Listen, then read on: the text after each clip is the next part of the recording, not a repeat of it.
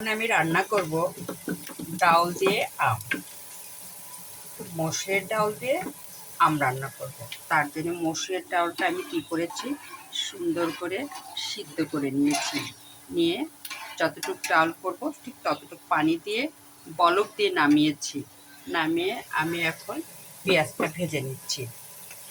পেঁয়াজটা ভাজা হলে এই মসুরের ডালের মধ্যে দিয়ে দিব, দিয়ে আম দিয়ে চুলায় বসিয়ে দিব। এটা হলো আম দিয়ে ডাল। তার সঙ্গে আমি করব আলু ভর্তা। এই আলু ভর্তা আমার বাচ্চাদের খুব পছন্দ। ডাল রান্না করলেই তাদের কথা, মা আলু ভর্তা করিও।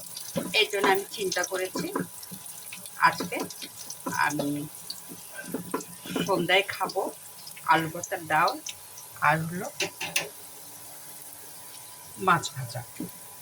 আজকে আর কোনো ঝোল টোল রান্না করবো না, তার একটাই কারণ, যেহেতু ডাউল আছে, ডাউলে ঝোলের কাজ করবে। এই কারণে আমি আজকের আয়োজন করেছি আলু, দেশি আলু। এই দেশি আলু আমি সিদ্ধ করেছি, করে অলরেডি রেডি করে রেখেছি। তার জন্য মরিচ আর পেঁয়াজ ভেজে নিচ্ছি এই আলু ভর্তার জন্য। আর কিছু আমি দিয়ে দিব ডালে।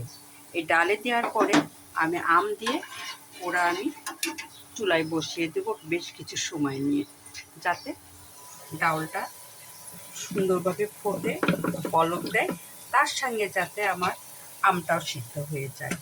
আর এই কারণে আমি এখন আর আম দিই নাই। আম আগে দিলে কী হতো, ডাউলটা সিদ্ধ হতো না। আর অন্যরা কীভাবে করেন আমার জানা নেই, তবে আপনারা যেভাবে করেন না কেন, আমি ওইভাবে করি না, আমি এইভাবেই করি। আগে ডাউলটা ফুটাই নিয়ে এইভাবে ডাউলটা তৈরি করে পরে পেঁয়াজ দিয়ে পেঁয়াজ ভেজে পরে আমি বাগার দিয়ে তারপরে আমি আম দিই। এটা আমি একসঙ্গে 2-3টা কাজ করছি বিধায় আমার কথা এলোমেলো হয়ে যাচ্ছে। আমার মরিচ ভাজা হয়ে গেছে। এটা যে মাছ ভেজে রেখেছি, মরিচটা তুলব, কিছু পেঁয়াজ তুলব ভর্তার জন্য। কারণ আমার আজকে রাতের আয়োজন আমার এইগুলাই। এই জন্য আমি চিন্তা করেছি একসঙ্গে পেঁয়াজ ভেজে নিই। পেঁয়াজ বেশি ভেজে যাচ্ছে,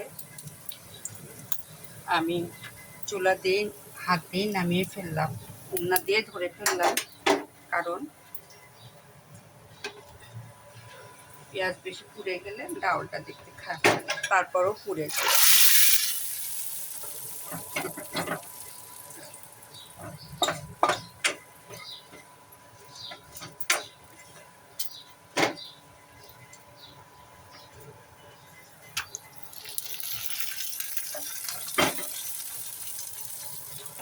এখন আমি আমটা দিয়ে দিই। আমি আম দিয়ে ডাউল এভাবেই রান্না